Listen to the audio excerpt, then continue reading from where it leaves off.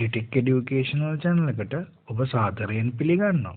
අද අපි කතා කරන්නේ Excel වල short. ඉතින් අපි මේ shortcut keys භාවිතා කරන එකේ තියෙන වාසිය තමයි අපිට keyboard එකයි mouse එකයි දෙකම පාවිච්චි කරන්න ගියාම වෙලා යනවනේ.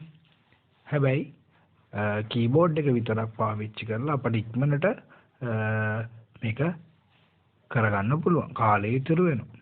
ඉතින් මුලින්ම තියෙන්නේ control C එක. ඒකෙන් පුළුවන් අපිට දෙයක් ඉක්මනට copy කරගන්න. control V එක paste කරගන්න පුළුවන්.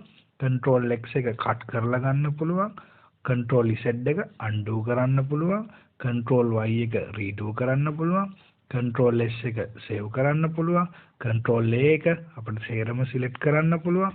control A එකෙන් bold කරන්නත්, control I එකෙන් italic කරන්නත්, control U එකෙන් underline කරන්නත්, control D එකෙන් fill down කරන්නත්, control R එකෙන් fill right කරන්නත් පුළුවන්.